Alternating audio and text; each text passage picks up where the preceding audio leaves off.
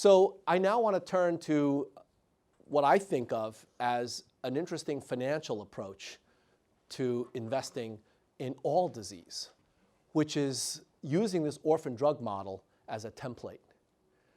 What I mean by that is that we start off thinking about drug development as a bunch of patients that all need some kind of a therapy.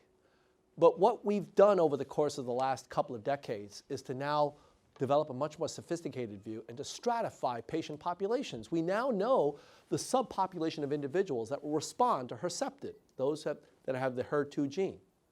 But more than that, we can actually even subdivide it further and look at all sorts of other kinds of patient populations. And now this idea of targeted therapy has become a reality. Instead of developing therapies for a large sea of patients, we can now focus on subsets. And this idea of divide and conquer is very much consistent with the financing of these types of opportunities.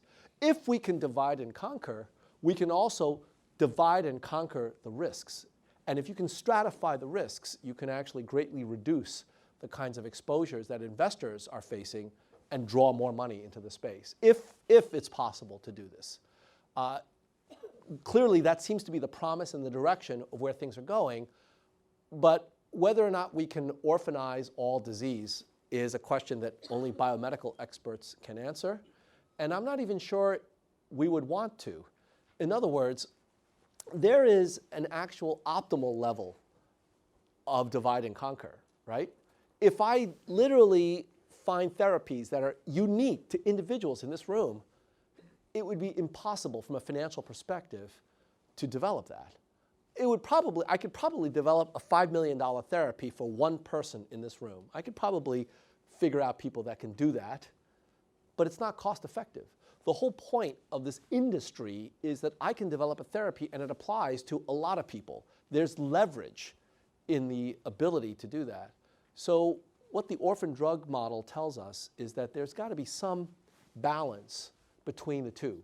In other words, I want to be able to stratify patients to some degree, but I don't want to stratify them to the point where you're literally talking about therapies one by one, because then the economic model breaks down. It's sort of like insurance. I can insure all of you if I don't know who's going to get sick and who isn't. But if I know that you three are going to get sick, if I know that for sure, that's not an insurance market. You don't have an insurance problem. You have a financing problem, right? If you know your house is going to burn down a year from now, you don't need homeowners insurance. You need to figure out how to finance yourself a new house. Insurance only works if we don't know enough about what is going to happen. And so the idea of stratification really has to be done with an eye towards pricing.